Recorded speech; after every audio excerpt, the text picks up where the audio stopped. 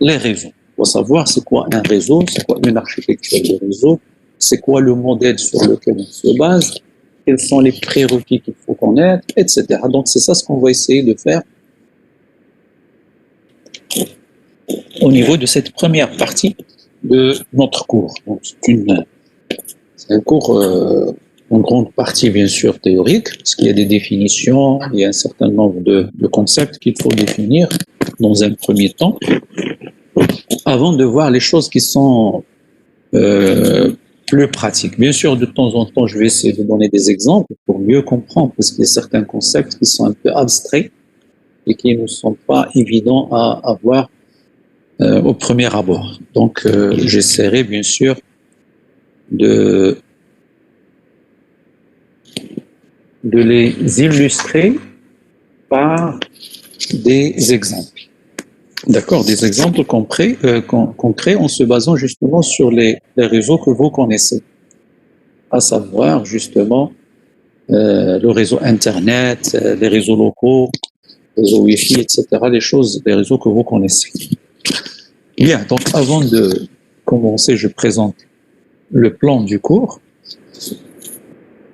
Donc là, on va commencer par une introduction générale au réseau informatique, dans laquelle on va donner les généralités. Donc la définition, c'est quoi un réseau, les topologies des réseaux qui existent, la notion de commutation, la notion de protocole, etc. Et on va voir une classification des réseaux, parce que lorsqu'on dit réseau informatique, il y a plusieurs réseaux informatiques.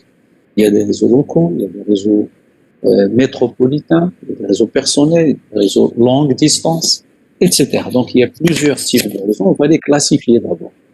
On va voir un certain nombre de critères ou de paramètres de classification des réseaux. Donc dans la partie généralité, et on va terminer cette introduction par la notion de normalisation. Alors dans les réseaux, cette notion est très importante parce qu'on va le voir, donc un réseau c'est un ensemble de matériel, un ensemble de machines qui sont interconnectées entre elles. Et pour qu'elles puissent communiquer, il faut qu'ils respectent un certain nombre de règles, ce qu'on va appeler par la suite des protocoles. Et le problème, c'est que les différents matériels qui communiquent sont en général de différents constructeurs.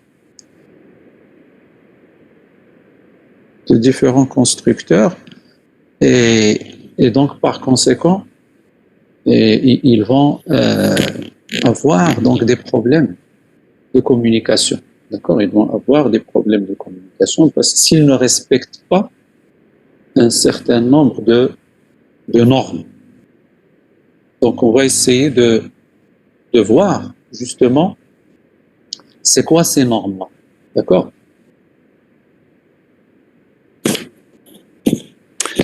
Bien. Alors après, on va attaquer si vous voulez, cette architecture qui est un peu complexe. On va la subdiviser en plusieurs couches. Et on va attaquer chaque couche toute seule. Dans un réseau, il y a plusieurs couches. Et ces couches-là, chacune va attaquer un aspect de la communication des réseaux. Alors, excusez-moi s'il vous plaît, je vais répondre à ce problème de courrier et je reviens rapidement.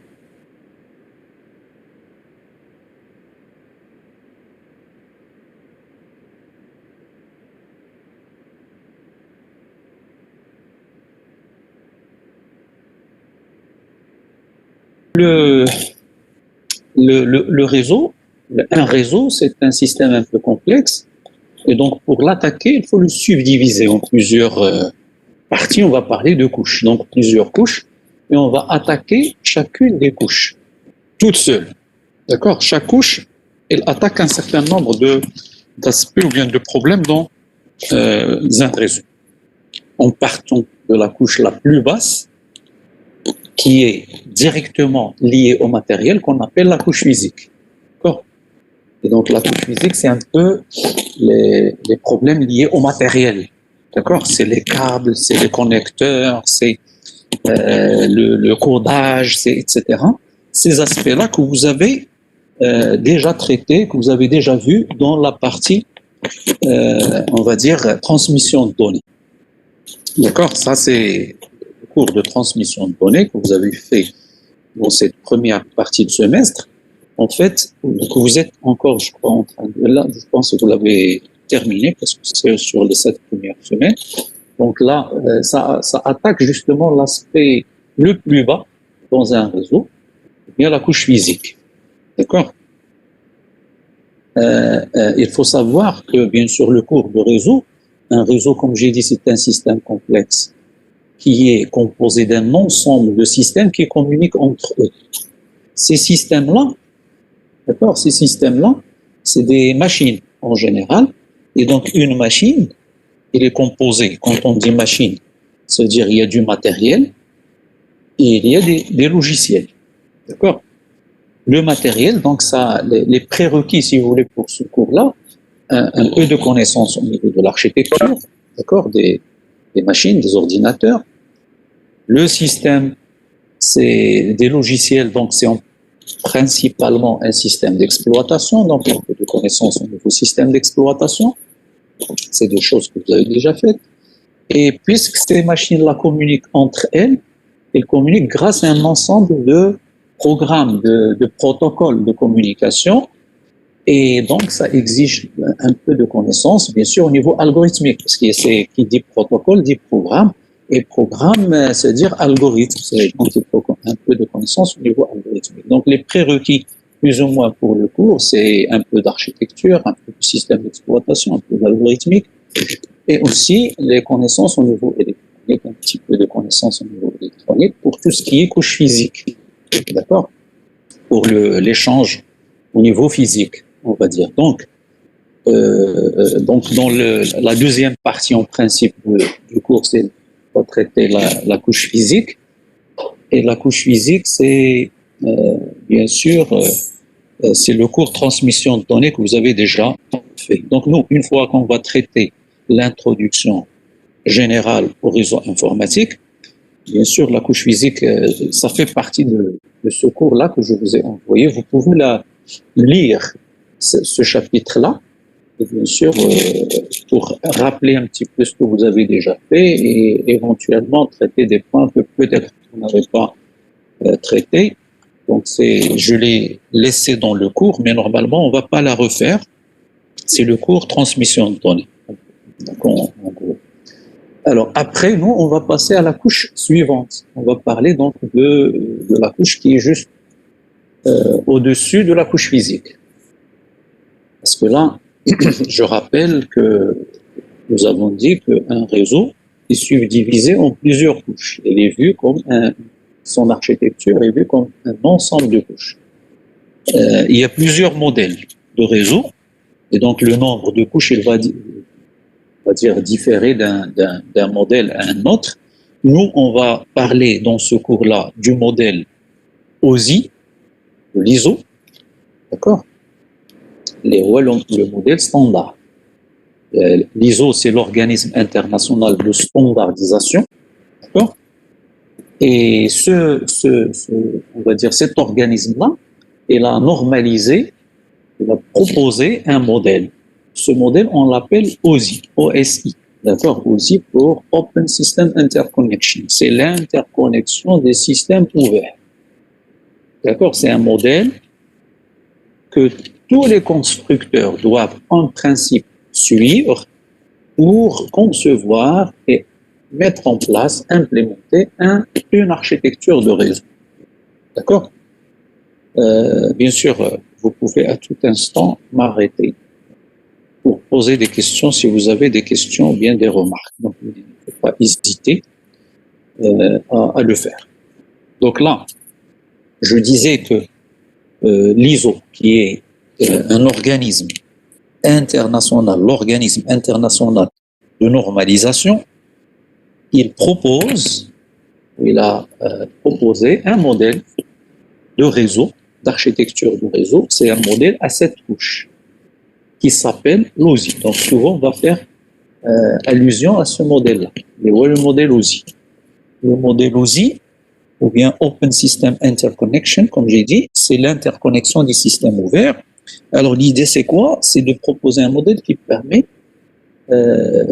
l'interconnexion de différents systèmes. C'est-à-dire, quand je dis système, c'est des machines, etc., avec du matériel et des logiciels. Donc, on peut avoir des systèmes, des matériels différents, d'accord, des processeurs, mémoire, etc., un peu d'architecture. L'architecture des machines peuvent être différentes, mais aussi les systèmes d'exploitation qui sont installés sur ces machines-là peuvent être aussi différents. Et on va les faire communiquer. Donc, on parle ici du système ouvert.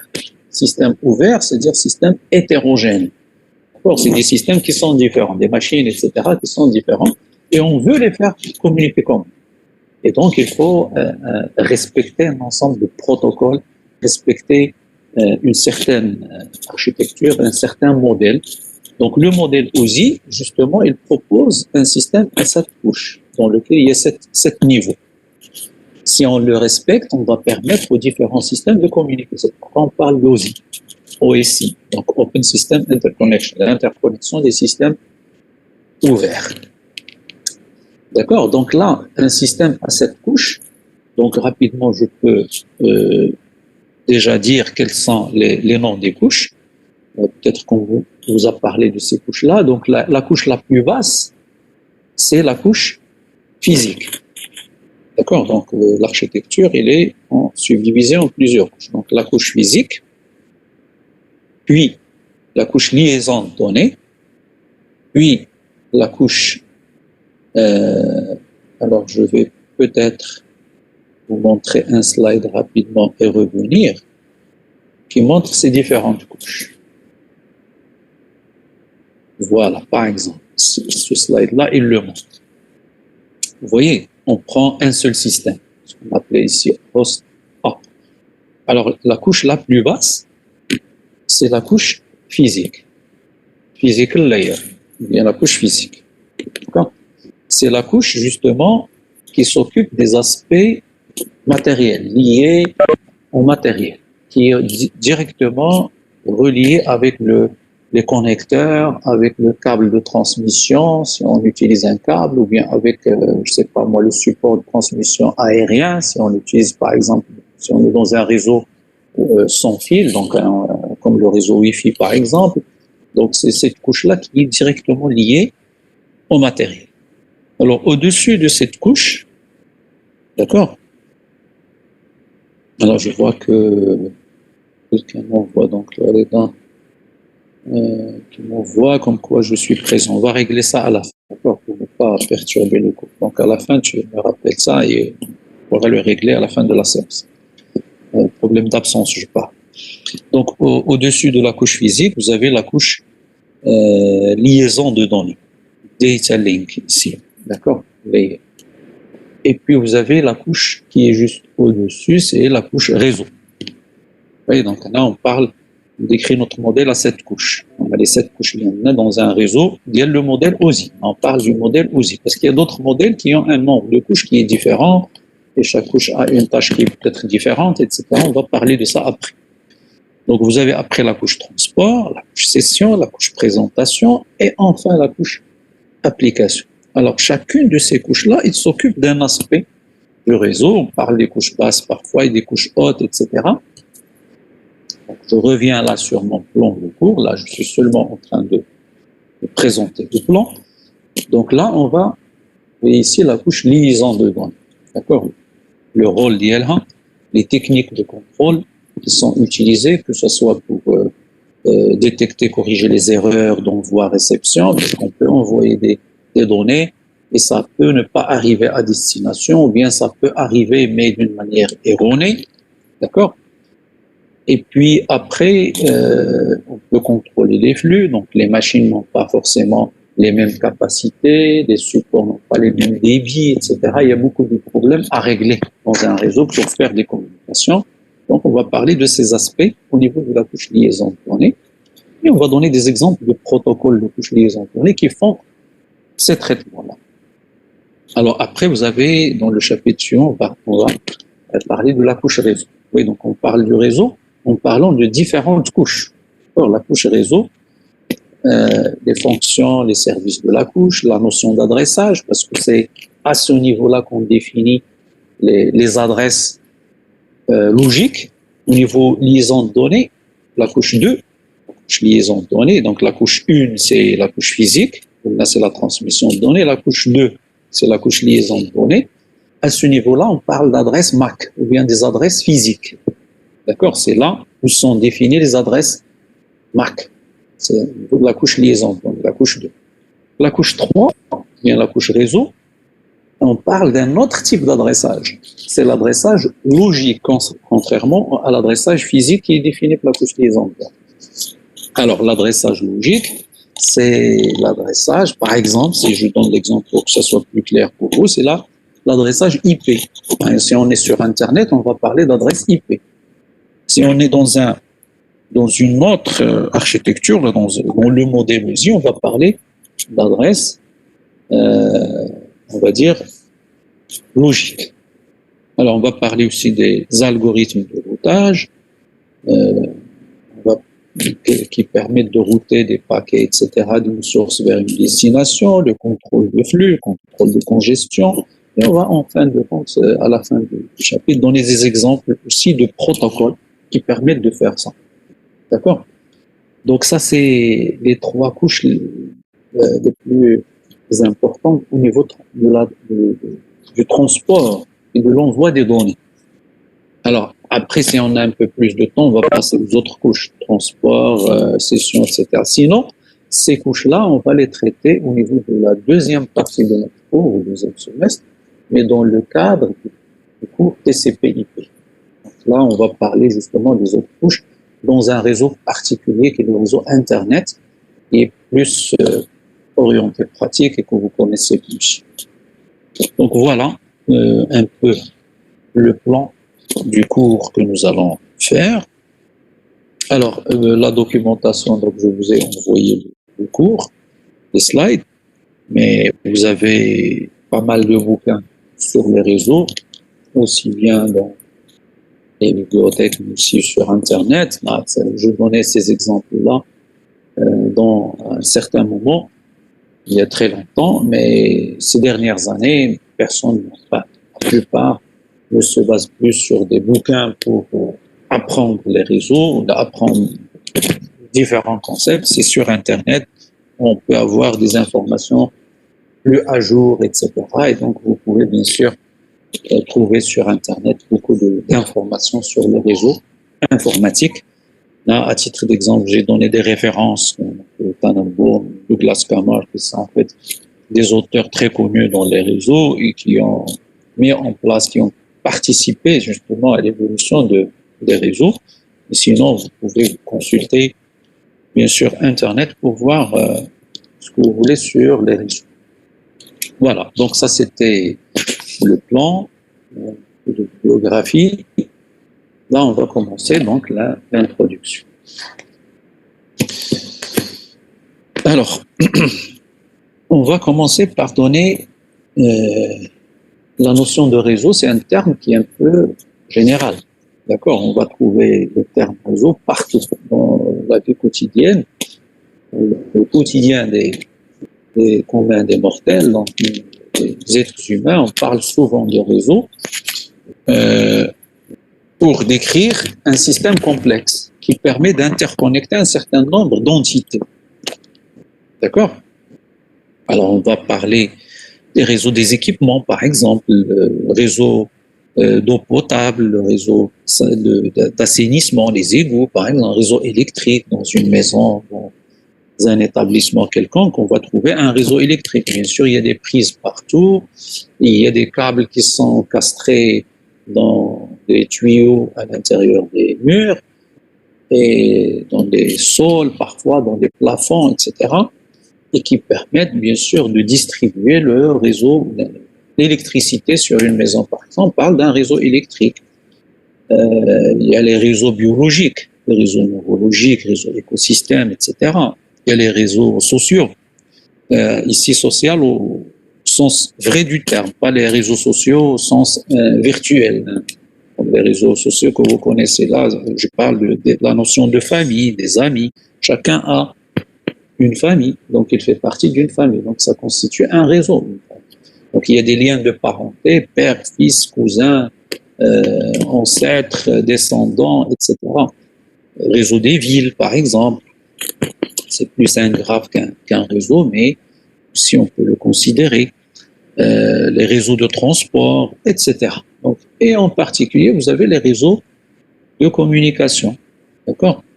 Les réseaux de communication, comme le téléphone, les réseaux de la radio, etc. Mais il y a aussi des réseaux comme Internet, comme les LAN et les WAN, on va en parler, les réseaux informatiques, les réseaux locaux.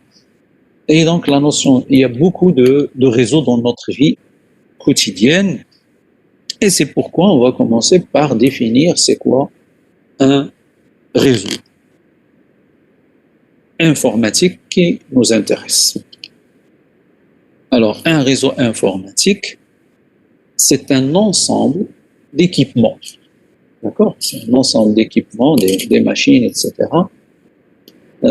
qui sont reliés entre elles via un support de transmission pour le partage de ressources. D'accord? Donc, c'est un ensemble de machines qui sont reliées pour qu'on puisse parler de réseau. Donc, ce n'est pas des machines indépendantes, mais c'est des machines qui sont reliées via un support de transmission qui peut être filaire, le wireless, c'est-à-dire non filaire, c'est-à-dire non, par exemple, on peut avoir des liaisons à travers d'autres technologies, comme par exemple le Wi-Fi, le Wi-Fi, le wireless, le Bluetooth, etc. Donc, il y a plusieurs technologies d'interconnexion qui permettent d'interconnecter des machines entre elles. En plus, bien sûr, des connexions classiques qui sont les câbles. D'accord? Les câbles, que ce soit des câbles en cuivre, donc la paire torsadée, ou bien des câbles coaxiaux, comme par exemple les câbles qu'on a pour les antennes de télévision, etc., de la fibre optique, etc. Il y a plusieurs moyens, supports de transmission. Et l'intérêt de tout ça, pourquoi on interconnecte des machines entre elles, bien sûr, c'est pour permettre la communication, le partage de ressources, la collaboration. Donc, les objectifs derrière la mise en place ou la construction des réseaux, si vous voulez. C'est pour partager un certain nombre de ressources. D'abord, des ressources qui peuvent être matérielles. D'accord? On utilise un réseau pour partager des ressources matérielles ou bien logicielles. Alors, quand je dis matériel, ça peut être, par exemple, un disque dur distant. Donc, on peut avoir un espace de stockage quelque part sur une machine qui est, par exemple, puissante et qui a un excès d'espace de stockage et qui va le partager avec d'autres machines qui sont distantes.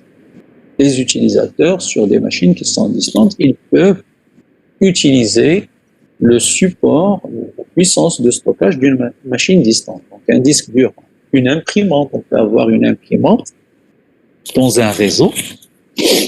Une imprimante, on parle d'imprimante réseau, c'est une imprimante qui est partagée par un ensemble de machines sur un réseau. C'est pas moi, par exemple, au niveau du département informatique, un ensemble de imprimantes qui sont dans une salle, d'accord, au département, et ces deux imprimantes sont connectées au réseau directement, ne sont pas connectées à des machines. Donc, une imprimante, vous pouvez la connecter à votre machine directement et imprimer seule sur cette imprimante, mais vous pouvez aussi la connecter au réseau à travers une prise. D'accord, une prise avec un câble, par exemple RJ45.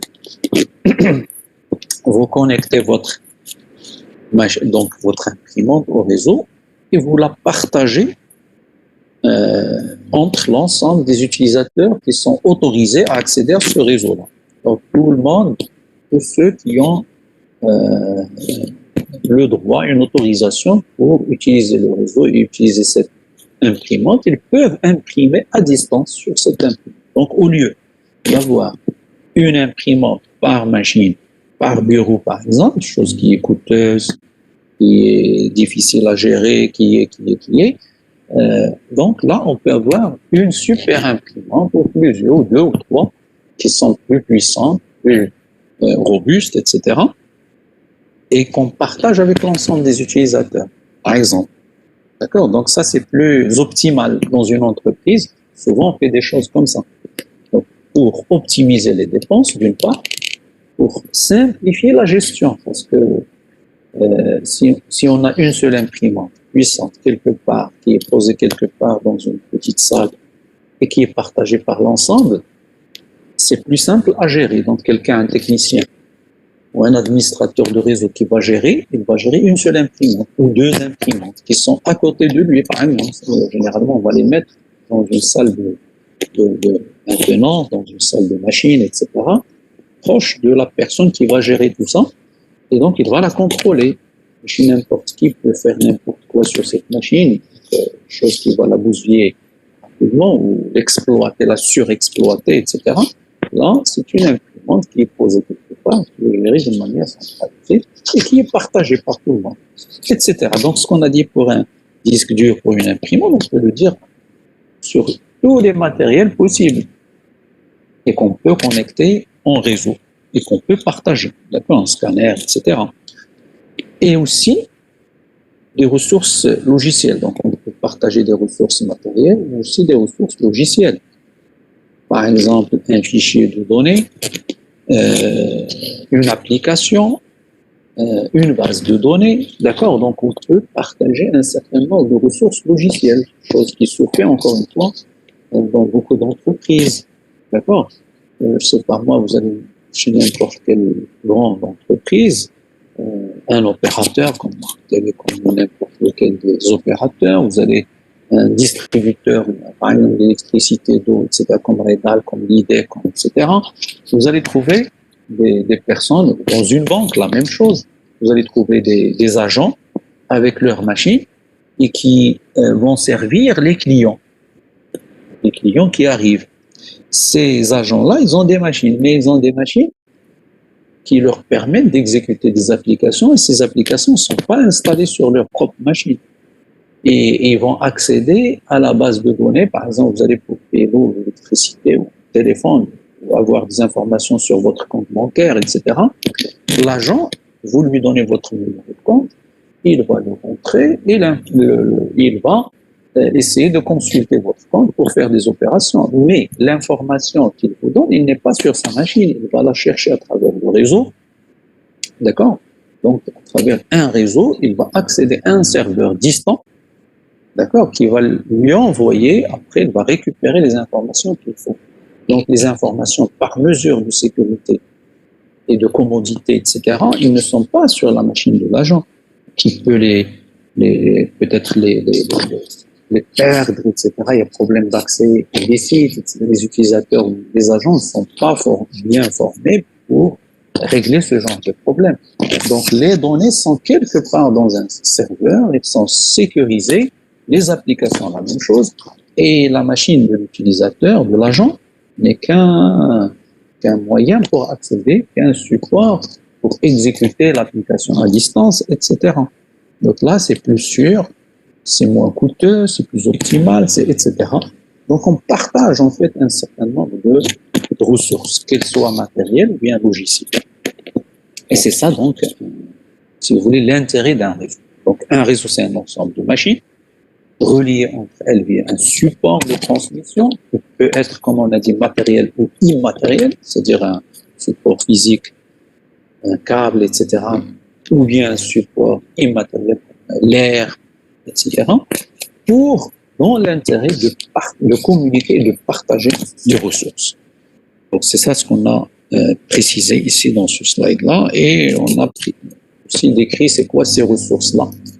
On les a classifiées en deux catégories, des ressources matérielles et des ressources logicielles.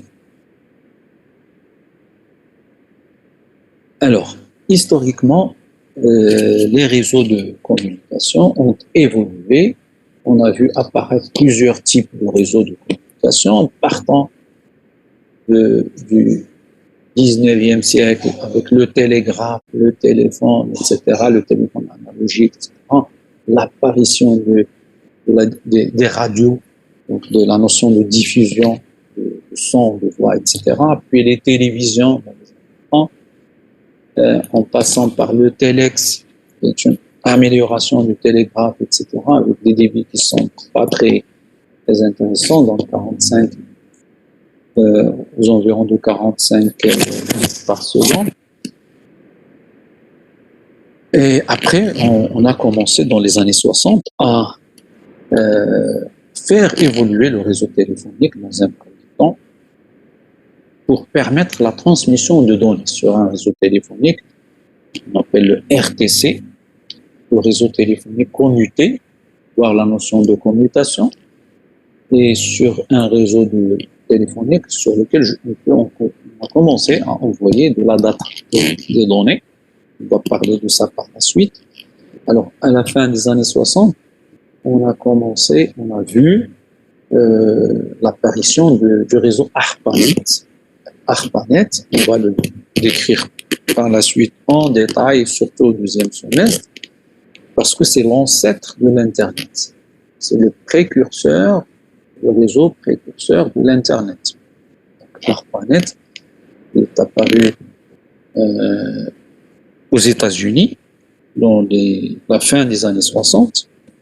C'est un réseau, dans un premier temps, qui était, on va dire, secret, d'accord, parce que c'est le résultat d'un travail de l'agence américaine de la défense, donc le département de la défense américaine, c'est le ministère l'équivalent du ministère de la défense aux États-Unis, qui ont mis en place, avec l'aide de plusieurs chercheurs, d'ingénieurs, etc., de l'université, ils ont mis en place un réseau dont l'objectif, c'est de permettre la communication.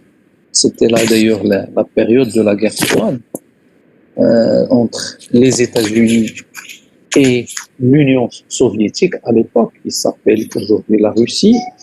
Donc il y avait une guerre froide et donc il y avait à tout instant risque d'une guerre entre les deux grandes nations. Et bien sûr, la plupart des États du monde sont alliés soit à l'Occident, donc derrière les États-Unis, l'autre partie, on va dire, des États du monde sont derrière l'Union soviétique. Donc, il y avait toujours des risques du déclenchement d'une guerre mondiale. Et donc, les gens étaient frustrés par cette idée-là. Et les Américains ont pensé à mettre en place un réseau de communication qui va être secret dans un premier temps et qui va permettre, en cas d'attaque, parce que vous savez, dans une guerre, l'ennemi, parmi les premières choses qu'il va faire, il va attaquer les moyens de communication de son adversaire. Les moyens de communication, c'est quoi? C'est justement les réseaux de communication. Alors, le réseau téléphonique, le réseau Telex, tous les moyens de communication qui étaient connus à l'époque. Donc, chacun des adversaires de cette guerre va essayer d'attaquer ces moyens-là pour rendre son adversaire incapable de communiquer. S'il n'y a pas de communication, c'est difficile de mener une guerre. On ne peut pas envoyer les ordres, savoir ce qui se passe, etc. Donc les Américains ont pensé à mettre en place un réseau secret. En cas d'attaque de leur réseau de communication, ils peuvent l'utiliser pour communiquer. Ce réseau-là, c'est ARPANET, qui va devenir par la suite Internet, et on va voir après pourquoi et comment cette évolution. Pour l'instant, c'est seulement pour donner un peu l'histoire des réseaux. Alors, pendant les années 70, on a commencé aussi à voir les réseaux locaux, ce qu'on va appeler par la suite les LAN, Local Area Networks, bien les réseaux locaux. Après, on a commencé aussi à voir des réseaux publics de données. D'accord?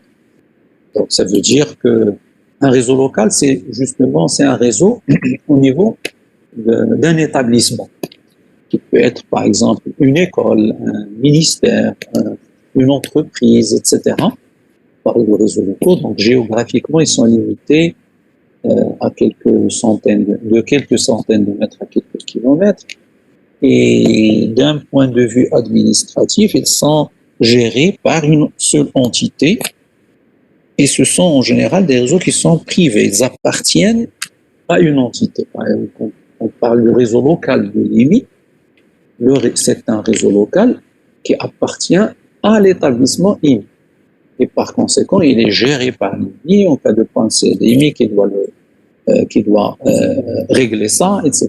Et il est privé dans le sens où seuls les gens qui sont autorisés par l'IMI peuvent l'utiliser, à savoir les étudiants, les enseignants, le staff administratif, les invités, etc. Donc c'est ça la notion de réseaux locaux, contrairement aux réseaux publics qui sont ouverts au public, à tout le monde. D'accord, moyennant bien sûr des abonnements, des paiements, etc.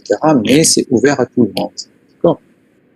Donc voilà, ça c'est quelques exemples de réseaux de communication cités chronologiquement. D'accord. Aujourd'hui, bien sûr, nous avons on a vu évoluer ces différents réseaux, mais apparaître d'autres réseaux.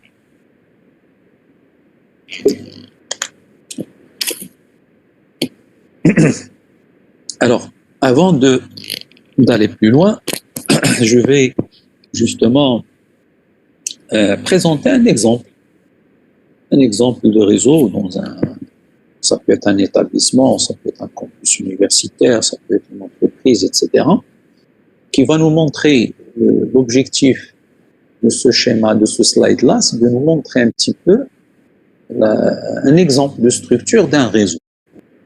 Et donc, les équipements qui peuvent exister dans un réseau, le rôle, etc.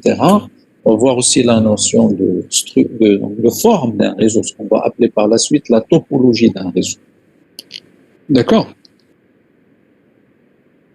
Alors là, par exemple, si vous regardez ce schéma-là, vous avez, comme j'ai dit, on peut le voir comme étant le réseau d'une entreprise, d'un établissement quelconque. On va distinguer sur ce réseau un certain nombre de types de matériel. Il y a des couleurs, il y a des formes, etc., qui sont différentes. Vous avez par exemple ici des ordinateurs. D'accord? Des ordinateurs. Donc l'utilisateur final va utiliser un certain nombre d'ordinateurs. Donc des ordinateurs, là, dans ce schéma-là, malheureusement, nous n'avons pas, par exemple, de point d'accès. Et nous n'avons pas des ordinateurs qui sont sans fil. D'accord? Mais on peut imaginer ça. D'accord? Donc vous avez par exemple ici A, B, C, ce sont des ordinateurs qui sont connectés à un concentrateur. Ça, on l'appelle ou bien un hub. Donc ça, c'est on va dire, c'est des icônes qui sont utilisées c'est tiré d'ailleurs d'un document de Cisco, des grands constructeurs dans le monde, un constructeur américain, des équipements d'interconnexion. C'est un peu l'équivalent de Huawei au niveau de la Chine. Donc, il y a aussi Huawei qui fait des équipements d'interconnexion de réseau. Il y a d'autres. C'est les deux constructeurs les plus connus qui construisent des hubs, des switches, des routeurs, des gateways, etc. Donc, on parlera par la suite. Donc là, ça, c'est un concentrateur ou bien un hub. D'accord? Là, vous avez, par exemple, c'est un switch, un commutateur. C'est un switch, donc il est représenté de cette manière-là. Un switch qui permet d'interconnecter un certain nombre d'équipements qui sont ici des machines, des ordinateurs DEF, des ordinateurs fixes ici, une imprimante, un serveur, par exemple, etc. Là aussi, nous avons un autre serveur sur un autre switch. Vous voyez, le switch, il est connecté à l'autre switch, et ce switch-là, il est connecté au réseau câblé. Ici, ça peut être un réseau Ethernet, on verra ça après.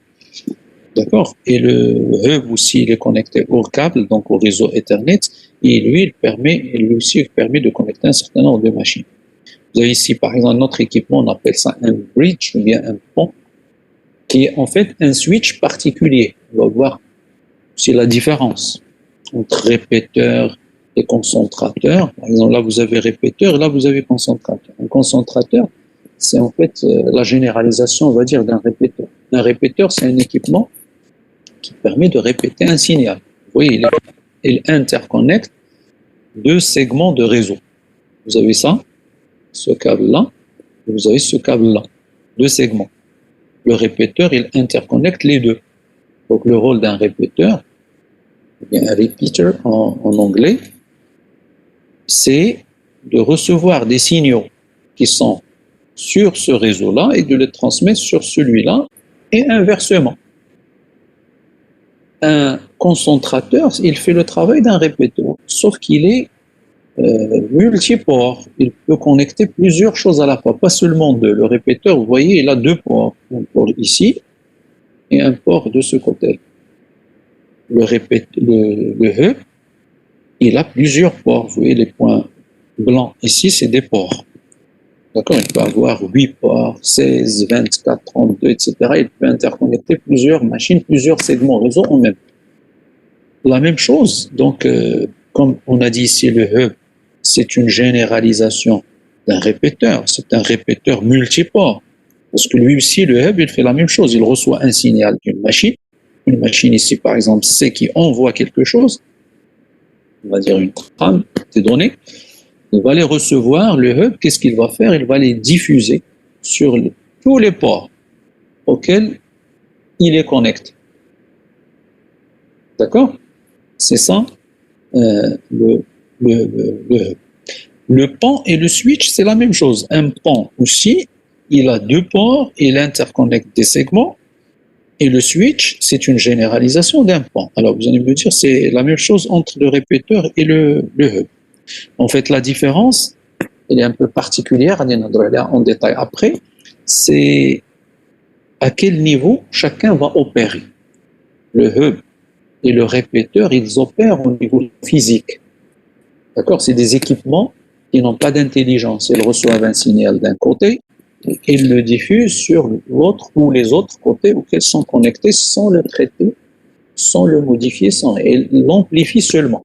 Un signal TQJ, avec la distance et les perturbations, il peut perdre un petit peu de sa puissance. Un répéteur, il régénère le signal, il le récupère, il le régénère et il l'envoie sur les autres ports. Un pont, par contre, et un switch sont plus intelligents. Ils font plus que ça. Ils font de la régénération et l'amplification de ce signal, mais aussi ils peuvent faire des traitements sur les données, enfin, sur les, on va dire, la trame qui est échangée. D'accord?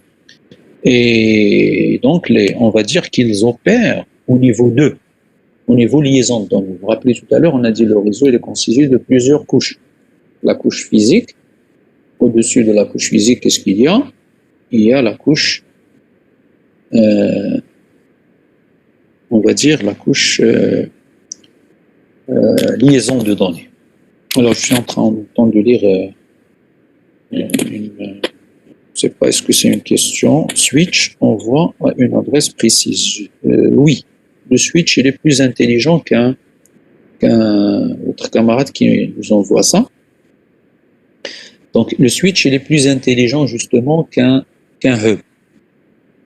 Et pourquoi? Parce qu'un switch, il contient un processeur, il contient de la mémoire, il peut exécuter des algorithmes et il opère au niveau 2. C'est ce que j'étais en train de dire. Et si vous vous rappelez, si vous voulez bien faire attention à ce que j'ai dit au début, je vous avais dit qu'au niveau 2, au niveau de la couche liaison, on parle d'adresse MAC, si vous vous rappelez. Et donc, un switch, puisqu'il opère au niveau 2, il sait ce que c'est qu'une adresse. Un hub, il opère au niveau 1, au niveau physique. Il ne sait pas ce que c'est qu'une adresse. Pour lui, une trame ou un signal, c'est une suite de bits. Il ne fait pas la distinction entre les bits. Le switch, il est plus intelligent. Il sait ce que c'est qu'une adresse. Il reçoit un signal qui est une suite de bits, mais cette suite de bits, elle est subdivisée. On va voir ça. La forme d'une trame, elle est subdivisée en plusieurs champs. Donc, chaque champ, il contient quelque chose. Parmi les champs, il y a le champ adresse.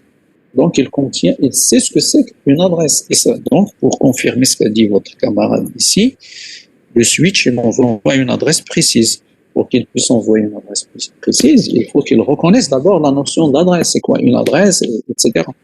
Et effectivement, c'est pourquoi un switch, il envoie à une adresse précise parce qu'il opère au niveau 2 et donc il connaît la notion d'adresse avec le pont d'ailleurs. Le pont et le switch. Le switch est une généralisation, on va dire, grosso modo. Il y a d'autres différences, mais globalement, pour l'instant, on va dire ça. D'accord? Donc, nous avons parlé de plusieurs équipements qu'on peut trouver dans un réseau. Vous avez des ordinateurs, vous avez des imprimantes, vous avez des serveurs, ça, au niveau le plus extrême, donc à l'extrémité. À l'intérieur du réseau, nous avons des équipements qui permettent d'interconnecter ces différents équipements-là, à savoir, on a parlé pour l'instant de répéteurs et hubs, on a parlé de ponts et switch. D'accord? Alors, on peut aussi parler, imaginons qu'à côté de ce hub-là, d'accord, il y a ici un équipement qui est connecté à ce câble-là. Imaginez ça. D'accord, je ne sais pas si je peux, alors, peut-être dessiner quelque chose.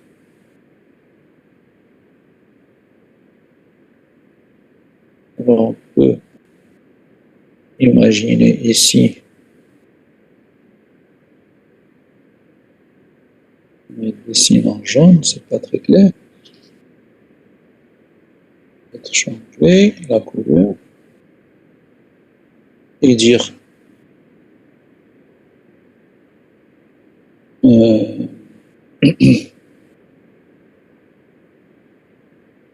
alors ici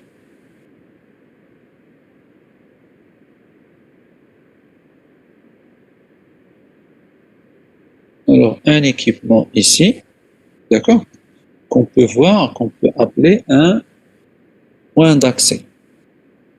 Un point d'accès Wi-Fi, justement, qui est connecté au réseau. Et ce point d'accès, il permet de connecter quoi? Comme équipement à notre réseau, de connecter des machines sans fil. Donc des ordinateurs portables, des téléphones portables, etc. On peut avoir ici, par exemple, des ordinateurs portables et des téléphones portables qui peuvent se connecter à travers ce point d'accès. On appelle ça un access point, un AP, à ce réseau-là. C'est des machines qui sont fixes, des ordinateurs de bureau, des desktops qui sont connectés à ces équipements-là, au hub, au switch, etc. On peut avoir aussi des machines qui sont sans fil, des ordinateurs portables, des téléphones portables qui peuvent se connecter à ce point d'accès qui lui-même est connecté au réseau. Et donc, on peut interconnecter aussi des machines qui sont... C'est ça l'exemple qu'on n'a pas sur ce schéma-là. D'accord? Donc, on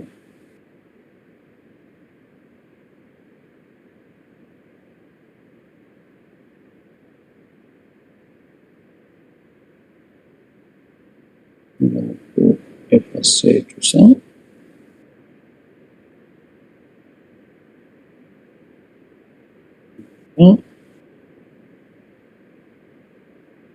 Donc voilà, donc vous avez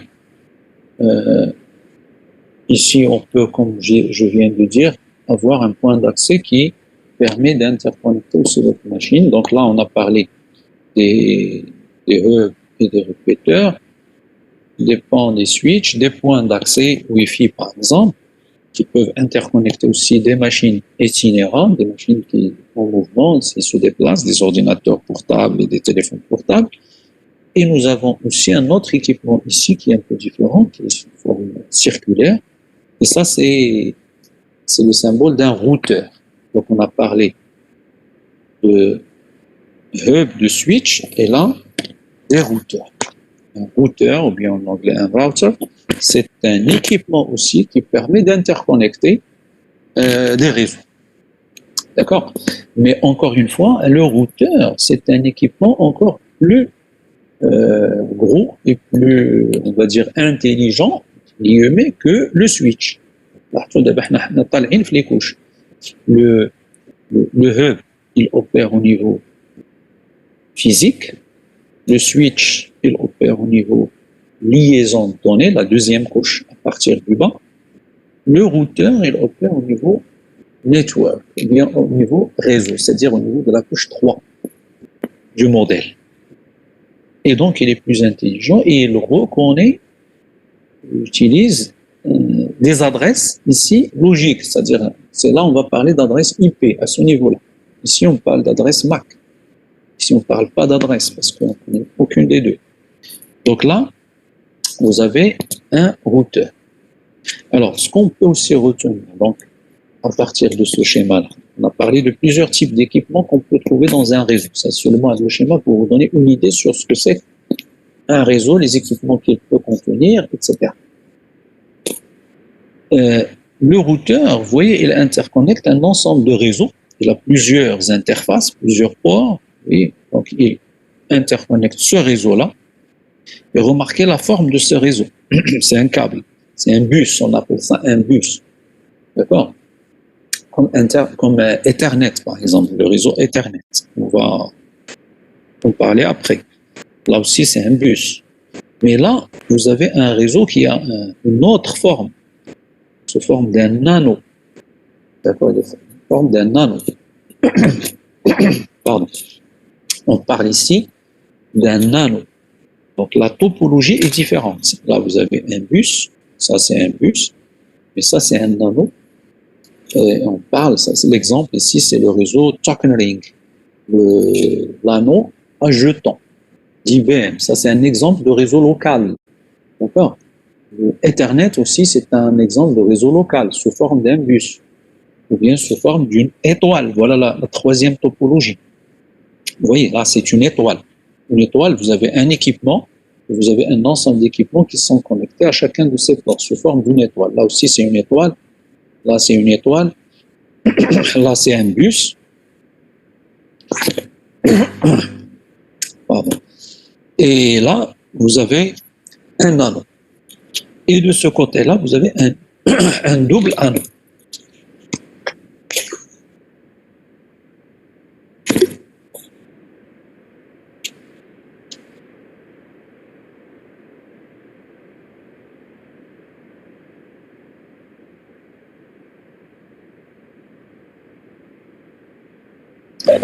Voilà, donc là vous avez un anneau, là vous avez un double anneau.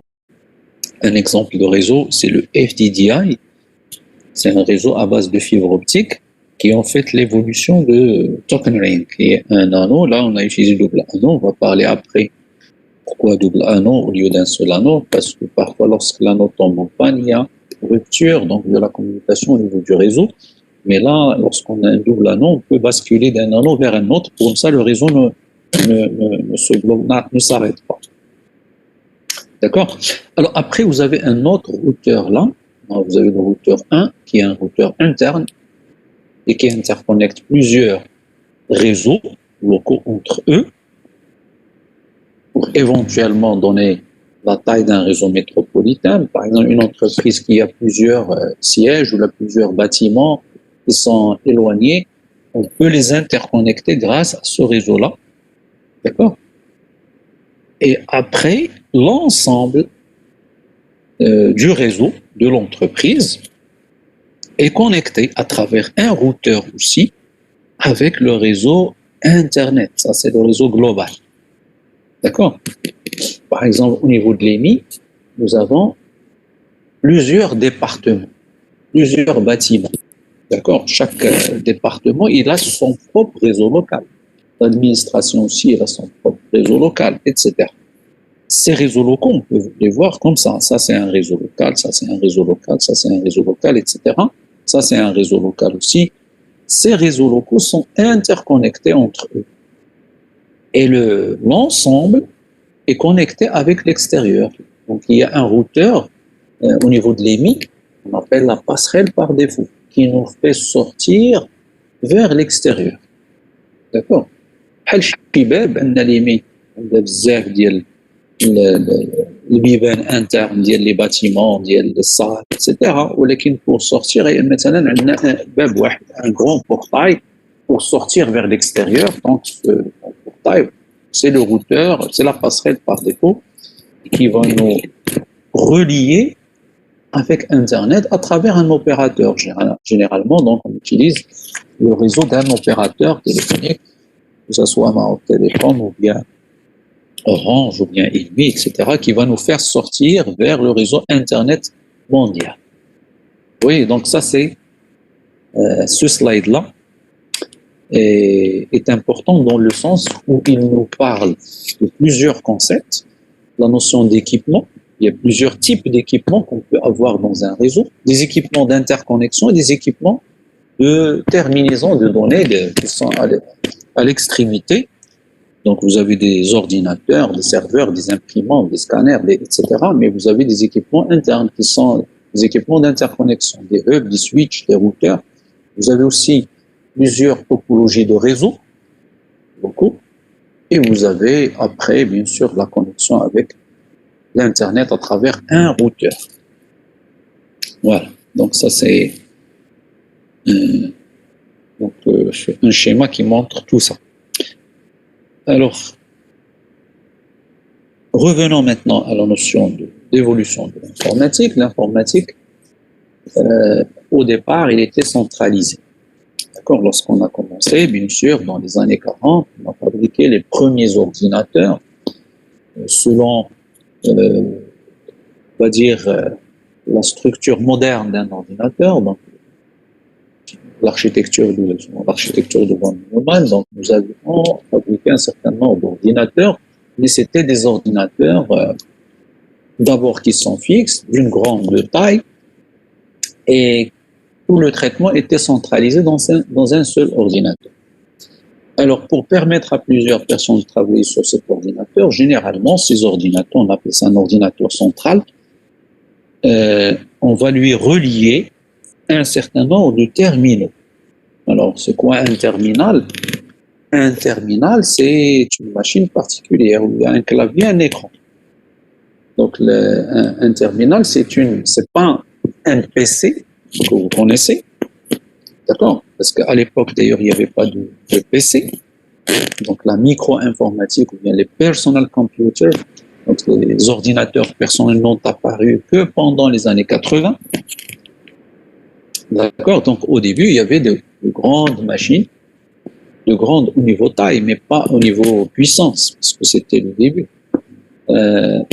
Et pour utiliser ces ordinateurs-là, on va leur connecter un certain nombre de terminaux à travers généralement un concentrateur. Un concentrateur, on va lui connecter un certain nombre de terminaux, et ces terminaux-là peuvent communiquer avec l'ordinateur central. Et on parle donc d'informatique centralisée. L'ordinateur central. Il y a la mémoire de l'ordinateur central, le disque de l'ordinateur central, après le système, tout est centralisé. Alors donc on parlait de gros systèmes, on vient de mainframe, donc c'est un macro-ordinateur en quelque sorte. Puis après, on a vu apparaître des mini-ordinateurs. C'est des machines un peu plus petites, par rapport à l'ordinateur central, et auquel on peut connecter un certain nombre de terminaux aussi. Puis après, il y avait, donc, dans les années 80, on a commencé à voir ce qu'on appelle la micro-informatique. On a commencé à voir les premiers PC. Parce qu'avant, un ordinateur ne pouvait pas appartenir à une personne. Avant, donc, un ordinateur, il appartient à un établissement. D'accord? Par exemple, à l'ENI, il y avait le premier ordinateur au Maroc, je pense, qui est aujourd'hui dans le musée de l'ENI. C'est un IBM 370, donc c'est une seule machine pour toutes les ENI, et auxquels sont connectés un certain nombre de terminaux. Donc il y a des terminaux, clavier écran, Et chaque utilisateur travaille sur son terminal et, et bien sûr, le stockage, le traitement, il se fait au niveau de l'ordinateur central. Et ceci est partagé par l'ensemble des utilisateurs. Qui utilisent donc les systèmes d'exploitation TS, time sharing, qui partagent le temps entre les différents utilisateurs. Et chacun des utilisateurs, il croit en fait qu'il est seul sur cette machine-là, mais dans la réalité, il n'est pas seul. Il partage l'ensemble des ressources de la machine avec les autres utilisateurs. D'accord? Et bien sûr, plus le nombre d'utilisateurs augmente, plus on va sentir une lenteur, une lourdeur dans la réponse, etc. Et c'est un peu normal parce qu'il y a un partage de temps. Donc, on va donner à chaque utilisateur un quantum de temps du processeur, etc., pour l'exécution de ces processus. Et on bascule vers le suivant et ainsi de suite. Imaginez, si vous avez une centaine d'utilisateurs, chaque utilisateur, vous lui donnez 10 millisecondes, 10 fois 100, ça fait 1 seconde. Donc, vous avez 10 millisecondes et après, le système, il va reprendre le processeur et les ressources et les donner à l'utilisateur suivant. D'accord? Pendant 10 millisecondes, puis le suivant, puis le suivant. Donc, s'ils sont 100 utilisateurs avec 10 millisecondes par utilisateur, au bout d'une seconde, vous allez avoir la main une deuxième fois pour continuer l'exécution de vos programmes, etc. Si le nombre d'utilisateurs est petit, chacun des utilisateurs ne va pas sentir qu'il partage les ressources avec les autres. Mais si ce nombre augmente, bien sûr, chacun va sentir une certaine lenteur dans la réponse de la machine, chose qui est normale. Donc, avec la micro-informatique, là, on a commencé à parler de PC, Personal Computer. Les ordinateurs sont devenus de plus en plus petits, un peu plus puissants qu'avant, d'accord? Et chacun, un utilisateur, peut posséder un ordinateur. C'est un concept qui n'existait pas avant les années 80. Un ordinateur ou un macro-ordinateur ou bien un mini-ordinateur appartenait à un établissement particulier. Et donc, là, on utilise aujourd'hui, chacun peut avoir son propre ordinateur, etc., avec ses propres ressources. Les PC, ils ont aujourd'hui leur mémoire, leur processeur, leur support de stockage, donc des disques durs, etc., et tout ça appartient à un seul utilisateur. D'accord? Et c'est pourquoi, donc, justement, c'est dit, puisqu'il y a plusieurs ressources sur différentes machines, il faut les interconnecter pour partager et pour échanger entre les différents utilisateurs, donc mais aussi partager les ressources des différents utilisateurs. On partage les ressources, on partage aussi les traitements, etc.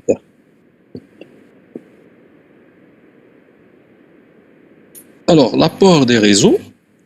Donc, on a parlé déjà du partage. On partage beaucoup de choses, d'accord? Ressources matérielles, logicielles. Il y a aussi le transfert de données, échanger. Tout type de médias ou bien de données, ça peut être la parole, le son, donc des données, des images, des vidéos, etc. Aujourd'hui, on fait tout ça sur nos réseaux. On peut voir des films à distance, on peut suivre des matchs à distance, on peut participer à des conférences à distance, ce qu'on est en train de faire d'avant. Donc on communique, on peut se voir, on peut discuter, on peut, etc. Par de groupware ou bien de collecticiels, donc des logiciels qui permettent la collaboration.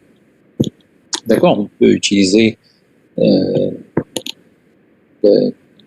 les moyens offerts par le réseau pour échanger tout type de médias. En conclusion, on peut dire ça. D'accord, on peut partager, on peut collaborer sur un travail, par exemple, mais à distance, en utilisant des whiteboards, des tableaux blancs, etc. mais aussi en communiquant, ainsi de suite. Donc ça, c'est les apports des réseaux. Et heureusement d'ailleurs qu'on a des réseaux, parce qu'avec cette pandémie-là, s'il n'y avait pas de réseau et on était obligé de rester confiné, on ne peut plus travailler, on va arrêter le travail. Heureusement qu'il y a des réseaux qui nous permettent aujourd'hui de continuer à fonctionner, même à distance. Les entreprises, beaucoup d'entreprises aujourd'hui utilisent du télétravail. Les collaborateurs sont chez eux ou quelque part et ils peuvent accéder au réseau, au dossier de l'entreprise à travers les réseaux, heureusement, et la vie continue justement grâce à ces réseaux de communication.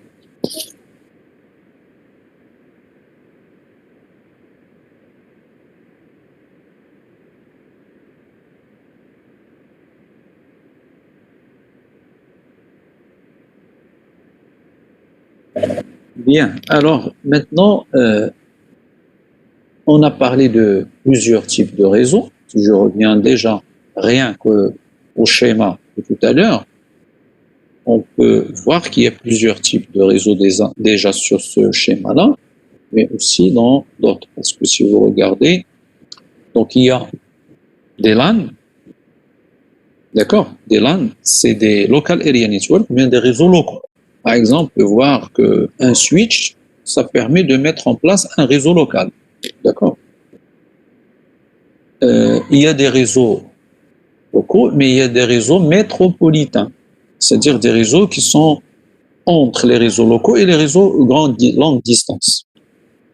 On peut les mettre en place grâce à des réseaux comme, par exemple, FDDI, qui peut interconnecter, comme j'ai dit tout à l'heure, vous considérez par exemple une entreprise, un campus universitaire composé de plusieurs établissements, plusieurs facultés, écoles, etc.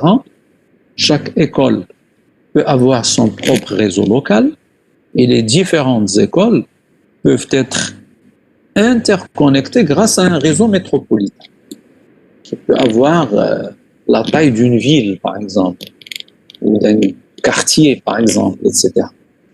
Donc là, vous avez plusieurs niveaux de réseau. Vous avez les LAN, vous avez les MAN métropolitains, c'est-à-dire les réseaux moyens, et vous avez les WAN, les Wide Area Networks, les réseaux longue distance. Un réseau longue distance, ça peut être Internet, ça peut être le réseau d'un opérateur, ça peut être, etc. Alors, donc, premier critère de classification des réseaux, c'est l'étendue géographique, bien la couverture du réseau. Donc, on peut classer les réseaux en se basant sur ce critère-là. Par exemple, nous avons des réseaux très petits. Ici, on a cité LAN, mais il y a moins que ça. Il y a les réseaux MAN aussi. Les réseaux MAN, c'est-à-dire, les réseaux PAN, je veux dire, PAN, Personal Area Networks. C'est le réseau autour d'une personne.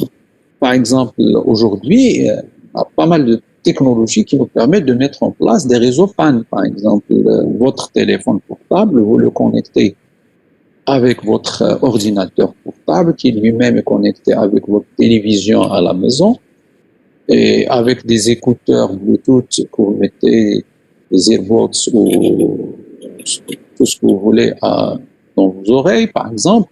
Et tout ça, il peut être, ces équipements-là, ils peuvent communiquer entre eux dans un espace limité autour d'une personne. On parle de réseau personnel déjà. Il y a après les LAN, c'est au niveau d'une maison, d'un département, d'accord. Donc ça c'est un niveau d'une école par exemple, ça c'est un niveau géographique un peu plus grand, mais il y a les MAN qui sont plus grands, un campus, une ville, une petite ville par exemple. Il y a les WAN qui sont encore plus grands. Donc on peut classifier en se basant sur la distance, sur l'étendue géographique, mais on peut aussi classifier les réseaux en se basant sur les flux d'informations transportés. Il y a des réseaux qui ne transportent que de la voix, réseau téléphonique commuté par exemple, ou bien les images. il y a les qui transportent les données informatiques, etc. Donc, il y a plusieurs types de médias, les vidéos, par exemple.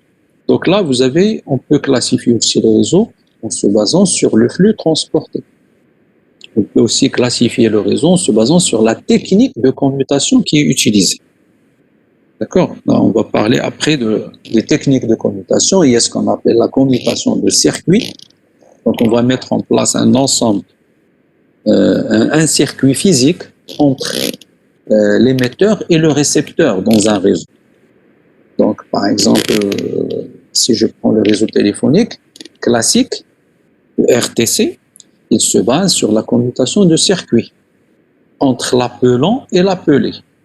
Quelqu'un qui appelle une autre personne, l'appelé, au moment de l'appel, il y a établissement d'un circuit. D'accord? Il y a un circuit physique qui s'établit entre le téléphone, le terminal, l'équipement de l'appelant, celui qui a appelé, et l'appelé, celui qui a été appelé. D'accord, on parle ici de commutation de circuit, mais il y a aussi d'autres types de commutation qui sont plus optimaux, par exemple pour les réseaux informatiques, pour la commutation de paquets, la commutation de trames, de cellules, etc. On reviendra sur ces différents types de commutation. Pour l'instant, on dit que ça peut être aussi un critère de classification des réseaux.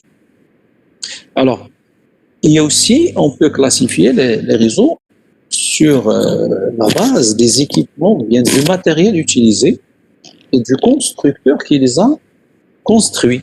Il y a le réseau, par exemple, Technolink d'IBM, il y a le réseau Ethernet de Xerox, Intel et Digital, par exemple, il y a, etc. Donc, chaque constructeur ou chaque ensemble de constructeurs peuvent construire ou mettre en place une architecture de réseau. Et donc, on va avoir des réseaux, des architectures qui sont propriétaires à un constructeur donné.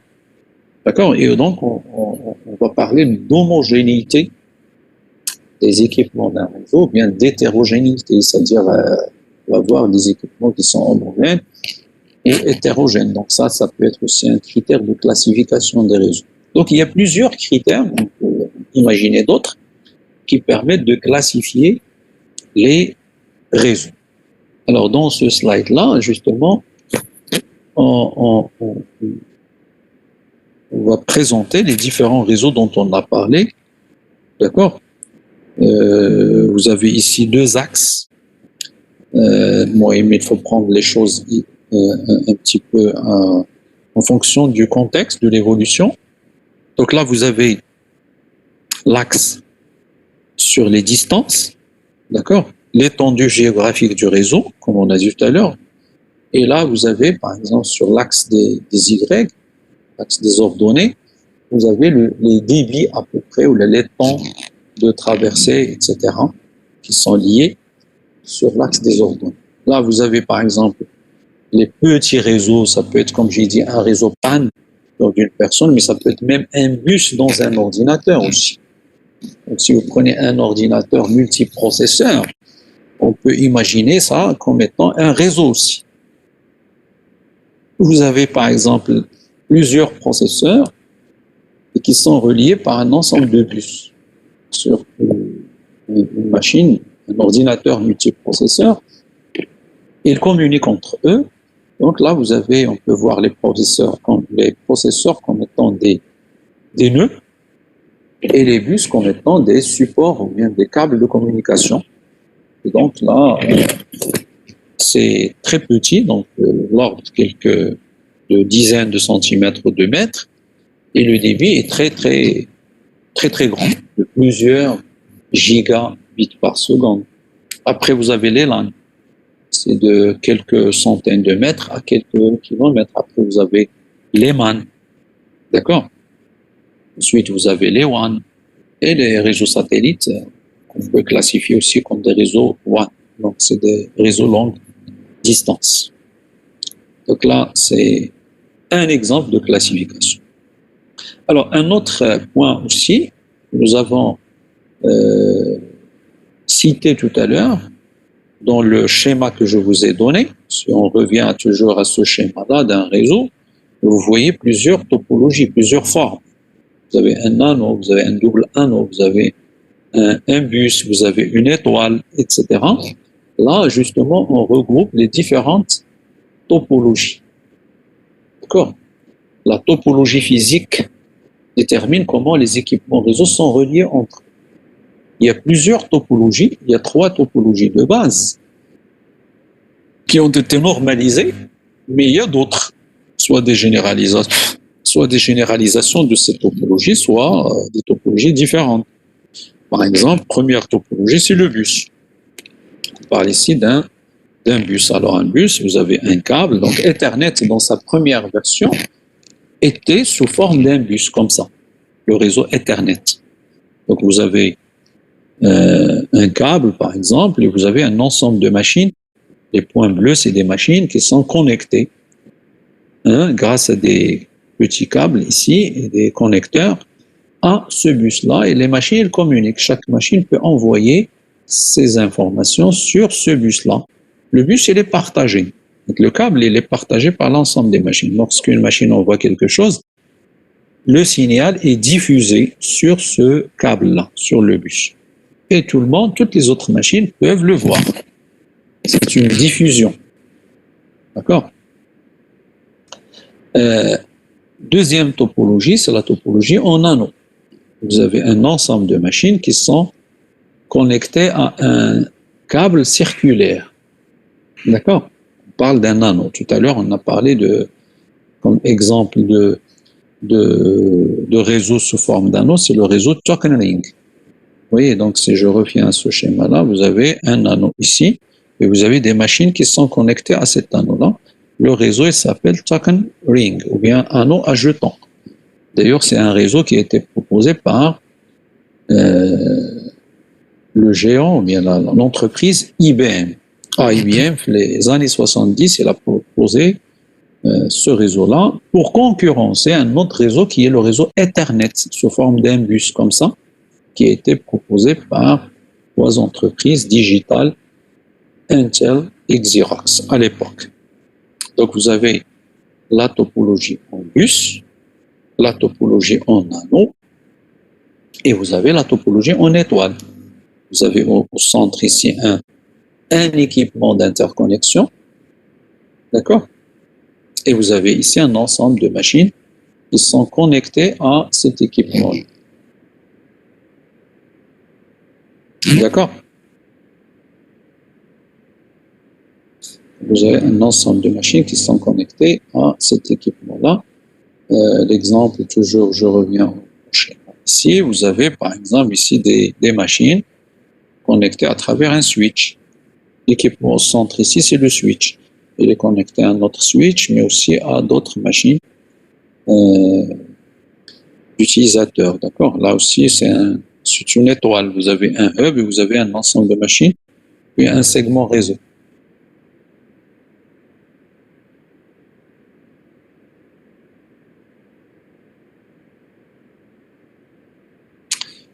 D'accord? Donc là, vous avez le bus, l'anneau et la topologie en étoile. Alors après, vous avez l'étoile étendue. Donc c'est des généralisations de l'étoile. Vous avez un switch, par exemple, ici, qui est connecté à un ensemble d'autres switches qui eux-mêmes sont connectés à des ordinateurs. D'accord? Dans la réalité, on va voir des schémas un peu compliqués comme ça. Par exemple, ici, vous avez ce switch-là qui est connecté à celui-là. Donc le switch qui est ici, ça c'est une étoile. Et ça aussi c'est une étoile. Étoile dans une étoile. Donc vous avez le switch qui est ici. Et il connecte ce switch-là. Lui-même, il est connecté à d'autres machines. Et en même temps, celui-là, déjà, il est en étoile. Donc il est interconnecté avec le routeur, avec le segment ici, et puis avec le switch et les autres machines. Donc c'est une étoile étendue. D'accord? Et là, vous avez une topologie hiérarchique. Vous avez un switch avec 2 autres switches qui eux-mêmes sont connectés à des ordinateurs, par exemple. Et enfin, vous avez la topologie mesh. mesh topologie ou bien ce qu'on appelle la topologie maillée. Alors la topologie maillée, ça veut dire quoi? Ça veut dire une machine est connectée avec toutes les autres machines. C'est une connexion régulière. Donc chaque machine, chaque nœud est connecté aux autres. Vous voyez? Alors ça, c'est une topologie qui est apparue il y a plusieurs années au début, lorsqu'on avait, dans les années 70, lorsqu'on a commencé à voir ces trois topologies, mais elle a été un petit peu marginalisée à l'époque. Pourquoi? Parce qu'elle est très encombrante. Imaginez, chaque ordinateur, à l'époque, chaque ordinateur doit être, chaque équipement doit être connecté avec l'ensemble des autres équipements. Alors, imaginez le nombre de supports, de câbles, etc. qu'on doit avoir. Ici, il y a un seul. Ici, il y a un seul. Et les autres machines sont connectées au même support. Mais ici, chaque machine est connectée à toutes les autres machines. Alors, c'est une topologie qui a été marginalisée à l'époque, mais aujourd'hui, elle est très d'actualité. À votre avis, pourquoi? On va peut-être arrêter à présent. Oui. Les réseaux de neurones. Non, c'est pas pour cette raison. Moi, je parle d'un point de... C'est vrai, il a été marginalisé à cause du coût, à cause de beaucoup de choses. Mais pourquoi aujourd'hui il est devenu d'actualité? Il est très utilisé. Pourquoi? Qu'est-ce qui a changé entre-temps? Qu'est-ce qu'on a vu apparaître entre-temps? La sécurité, au contraire, cette topologie est plus sécurisée parce que il permet à un équipement de communiquer directement avec les autres, sans passer par d'autres. Oui, la méthode de communication, elle est plus fiable, elle est plus rapide, ça c'est vrai. Mais je pense que la question, voilà, donc je viens de voir d'abord la réponse. On n'a pas besoin justement de fil, parce qu'aujourd'hui, il y a le wireless, il y a la notion de réseau sans fil. D'accord? Et par conséquent, on n'a pas besoin de câbles. Parce que ce qui était encombrant dans cette topologie, c'est qu'on doit mettre des câbles entre les différents. Aujourd'hui, on peut mettre en place un réseau maillé sans aucun fil. Les équipements sont connectés entre eux de manière non filaire. Donc, c'est plus pratique. Vous pouvez avoir un routeur à la maison sans fil et toutes les machines, les portables, les ordinateurs sont connectés tous directement sur cet équipement-là. Et les machines elles-mêmes peuvent communiquer entre elles directement si vous mettez en place, par exemple, une connexion Bluetooth ou autre entre les différentes machines sans aucun fil. C'est ça ce qui est nouveau et c'est pourquoi cette topologie est redevenue d'actualité. Voilà, je pense que je vais m'arrêter là parce que déjà midi moins quart, un peu plus. Voilà, donc la prochaine fois, on va continuer sur ça. Je reviens sur la feuille d'absence pour corriger parce qu'apparemment quelqu'un m'avait envoyé, c'était qui? Alors, je compte les cannes et absent. Alors, il y avait Bougar Ahmed. Il y avait Louhabi Reda. Donc, c'est Reda Louhabi qui m'a envoyé. J'avais un problème de connexion. D'accord. Voilà. Okriro Ayoub, je pense, il ne s'est pas manifesté. C'est bon. Très bien. Donc, je ne sais pas si vous avez des questions ou bien des remarques.